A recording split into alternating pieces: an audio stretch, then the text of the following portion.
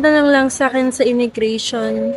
I have 3 questions. So, yung first question is, may kasama ba ako? So, sabi ko wala. Tanong is, nag-aaral pa ba ako? Sabi ko, no po, I'm already working. Next na question niya is, anong work mo? Sabi ko, I am a remote worker. I am a freelancer. Akala ko, hindi ako makakaabot sa trip ko ngayon kasi usually nag-allocate ako ng 4 hours para sa check-in time tsaka sa immigration.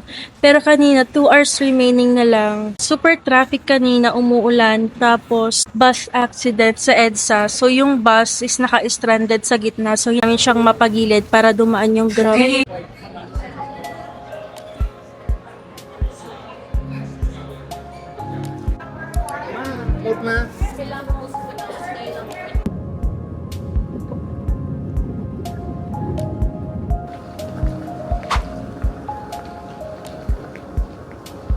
Pila ka ng mahaba. Wala na akong time matulog. May work pa ako mamaya. Hi! So, kakatapos lang ng work ko.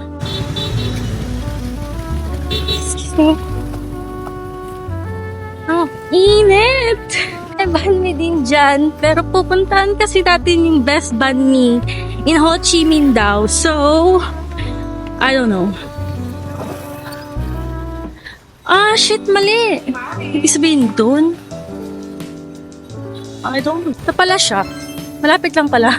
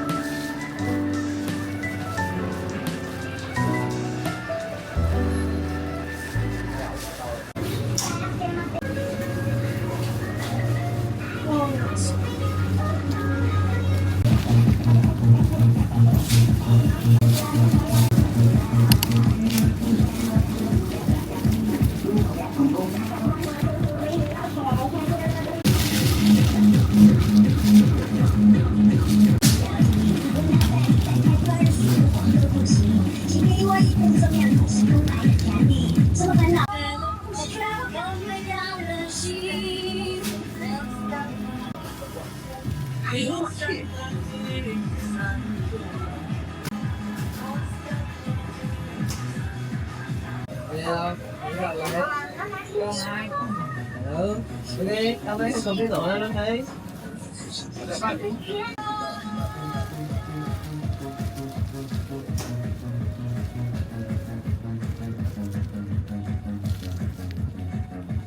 So, ilalapit ko na lang sa akin. Kasi hindi ko lang naririnig niyo ako dahil sa music. Ang laki. Ito yun. Oh, those me. Grabe. Grabe, no? Ayun, nabura na yung lipstick ko. Tapos, ang nakain ko may sili. Last na. So, ayun yung pinagkainan ko. Humaba na yung pila niya. Naghahanap tayo ng coffee. So, nadaanan ko to kanina. While I'm on my way sa Bani. So, na-curious ako. Then, I'm gonna sit here. Dito muna ako tatambay kasi still early. Okay, so nandito na ako sa Bop Sky Cuisine right now. So, isa siyang hotel here sa District 1, I think. Silang alfresco dining sa labas. But as you can see, super init pa.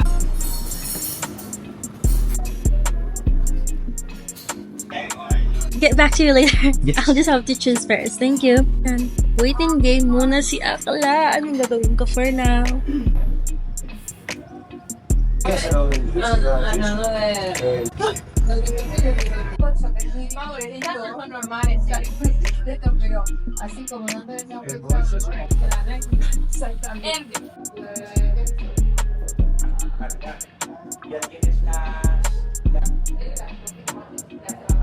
Gusto ko lang matry yung night city view here. And pinaserve ko na yung first cocktail ko. Parang hindi kita sa camera, but ayun siya. Ayun, ang cute niya.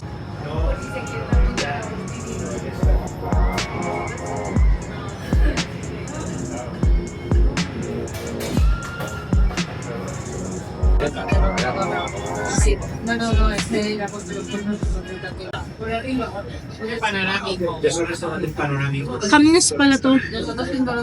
Asim. Everything together and it's for one time. Can you please teach me how to eat this one? Have you tried the sauce? Is it? Yes, you can try Oh, first. sorry. Wait. Oh, okay. How is it? It's like fish sauce. Yes, it's a kind of fish sauce. So I have to. If you pour cannot eat banana and the star fruit will be sour too. So I have to dip it here. Yeah. Everything. No. The mix don't need, but the noodle you can dip into the sauce and mix with the mine with some veggie and the meat. Okay, combine. Yeah. Okay. Combine everything together. Okay, thank you so much. It should be explode. Okay. So sabi, inin ko daw yung noodles with these leaves, tapos yung balls. Ito pala kasi is star fruit. So balimbing pala siya, kalaw kamias. And then, ito akala ko guava. Ano pala siya? Saging pala siya, tapos kasama yung balat. Kinain ko siya ng buo. So, ang pait. So, if hindi ko daw gusto yung mapait na lasa, huwag ko na lang daw kainin. But definitely yung tatlo is i-combine ko siya and then i-dip ko siya sa sauce. So, anyway, I wanna clean my palate first kasi sobrang bitter talaga nung banana. Naman kasi alam na banana pala siya.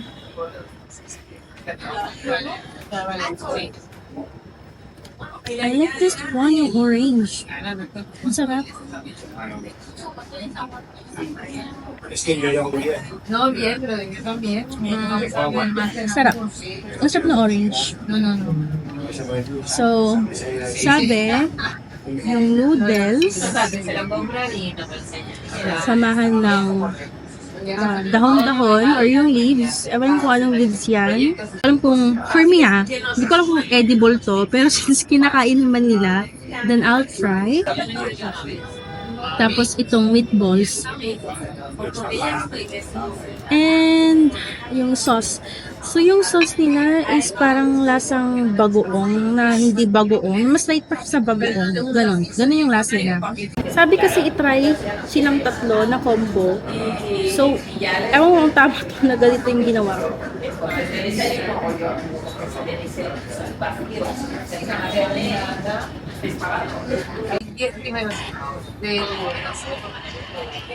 Mucho más. Pero ella se refería porque entonces te casabas y decía tenías un hijo. O sea, pequeños, pues discutir por ellos, que no te da la razón, que no Wait. te la quitan, que no sé cuántos, que no sé más. Y ella consideraba un tope los 10 Tinatry ko siyang está bien, entonces ya todo i-compare sa isang Filipino food. que tampoco se ha estabilizado, Yeah. pero eso Yeah, no. I'm trying to compare to some of the Filipino Pero hay food. muchísimos. You from Philippines? I'm from the Philippines. So how is the taste in Philippines? I don't know, it seems familiar but I can't tell. That's why I'm thinking, it feels familiar. Yeah. So, yeah. So the fusion in between Vietnam and Philippines, I think maybe is same. Maybe because of this one, I don't know, because we also have fish sauce. We use fish sauce Really? a lot, yeah. So, it seems familiar but I can't tell, Familiar. Yeah. So everything is good? Yeah. Except the banana? Yeah. Here. I don't like it's bitter. Yeah, it's bitter. What is this leaves here? It's some veggie, Vietnamese veggie. Vietnamese leaves. Okay, thank you so much. Tenías 6 años. Pwede bang hindi ko na lang siya kainin ng tatlo. Tenías 6 años. Kasi ang laki niya. Ano nga daw sila, di ba? Ikaw combine. Ang isa-isa na lang. Kasi masakit pa yung panga ko dun sa banh. Ngayon, sinabi ko sa kanya, parang yung taste is familiar. Gumagamit tayo ng fish sauce sa Philippines, diba? Actually, pwede ko silang ipagsabay na tatlo, but in small bites. Like, ano silbi ng knife ko, diba? Ang tanga ko, like, oo nga, no, pwede ko silang hatiin ng knife, but kailangan isabay-sabay ko silang tatlo ng bite size, big bite size, right? Mahilig sila sa ano, no? Mga vegetables. Entonces, fuimos allí, pues él sabía cómo Oh, hablar. amoy na amoy yung bagong. Y al final nos Amoy na amoy yung ano, bagong niya. María es súper inteligente. Ah, Si ya te llega a mencionar, wait lang. Parang siyang ano, su arma para todo. wait, Entonces, muy hindi. bien. Parang siyang longganisa, pero parang hindi dahil sa sauce. Ella tenía más paciencia. Gets nyo? Parang lasa siyang longganisa pero nilagyan mo ng bagong. Ganun yung lasa niya. Parang lang siyang lasang bagong nga, pero hindi siya ganun kaalat, like bagong. Y de ahí no tendríamos que exigirles más. Ellos con eso están en la... Anyway, napansin ko sa mga Vietnamese, super friendly sila and super approachable. So far, wala pa naman akong masamang encounter or bad encounter sa mga Vietnamese dito. So, yung first day ko here in Vietnam is going well. As for me, parang same lang din naman siya sa Metro Manila. But in terms of yung mga modern, I'll vote for the Philippines. Pero kasi, yung mga buildings nila dito, mga cute-cute, yung mga parang cute version. So anyway, pag nagta-travel kayo sa ibang bansa, dapat hindi kayo nahihiya magtanong kung paano ba gamitin to, kung paano ba to, or paano ba kainin to. Kasi it's better na alam mo kung ano yung tamang, let's say, for example, pagkain. Ano yung tamang pagkain sa pagkain nila. Kasi kung hindi mo siya kakainin ng way nila, hindi mo ma-appreciate yung food nila. Like for example, in the Philippines, meron tayong kare-kare. So yung mga foreigner, parang kinakain lang nila yung kare-kare as it is. So masyado siyang mapinat, di ba? Pero dapat samahan niya ng shrimp paste. So, hindi nila na-appreciate kasi hindi nga nila kinakain ng tamang way. So, kapag nagtatravel kayo sa ibang bansa, just please don't be shy na itanong kung paano kainin yung pagkain nila.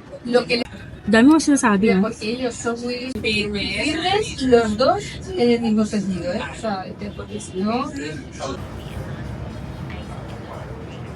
Hindi ko lang napansin, ang foggy dito. Wait, I'll show you. Ayun na, ang foggy. Super foggy. Titiktok muna. Oh, shit! Kasi naabutan ako ng ulan.